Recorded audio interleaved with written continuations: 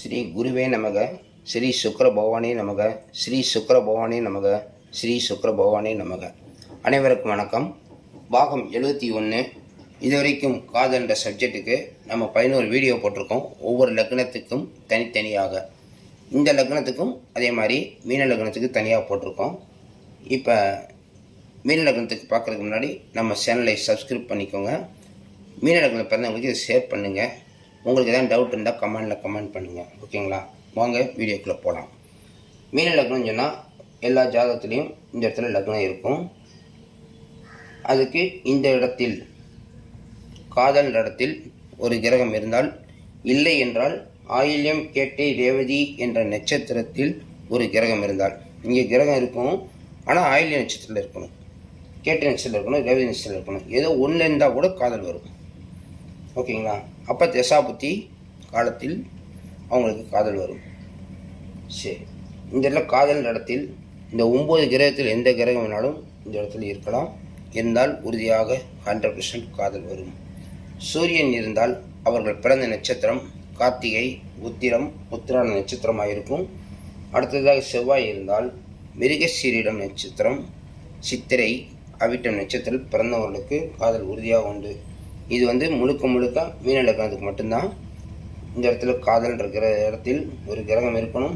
அவர்கள் பிறந்த நட்சத்திரத்தை சொல்லிகிட்டு இருக்கேன். புதன் இந்த இடத்துல இருந்தால் ஆயில்யம் கேட்டை ரேவதி நட்சத்திரத்தில் இருந்தால் உறுதியாக காதல் உண்டு. குரு இந்த இடத்துல இருந்தால் புனப்பூசம், விசாகம், பூரட்டாதி நட்சத்திரத்தில் பிறந்தவர்களுக்கு. சுக்கிரன் இருந்தால் பரணி, பூரம், பூராட நட்சத்திரத்தில் பிறந்தவர்களுக்கு. சனி இருந்தால் பூசம், அனுசம், உத்திரட்டாதி நட்சத்திரத்தில் பிறந்தவங்களுக்கு. ராகு இருந்தால் திருவாதிரை, சுவாதி, சதயம் நட்சத்திரத்தில் பிறந்தவர்களுக்கு. கேது இந்த இடத்துல இப்போ 1.5 வருஷம் இருந்திருக்கிறாரு. ஒரு பருவ காலத்தில் வரும்போது அவங்களுக்கு கண்டிப்பாக காதல் செய்வார்கள் என்று கூறிக்கொண்டு, கேது இங்கே இருந்தால் அஸ்வினி, மகம், மூலம் இந்த நட்சத்திரத்தில் பிறந்தவர்களுக்கு காதல் உறுதியாக உண்டு. அல்லது இந்த இடத்துல கிரகமே இல்லை என்றால் அவங்களுக்கு ராசி அம்சம்னு 2 கட்டம் இருக்கும். அது பக்கத்தில் கிரக பாதசாரம், இல்லை கம்ப்யூட்டரை போட்டிங்கன்னா ஒரே பக்கத்தில் வரும்.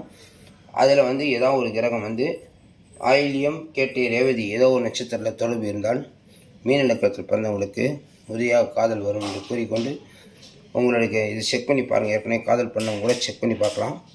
ஓகேங்களா? ரைட். உங்களுக்கு அந்த ஷார்ட் எப்பயும் உங்களை காட்டுற மாதிரி காட்டிடுறேன். வாங்க பார்க்கலாம்.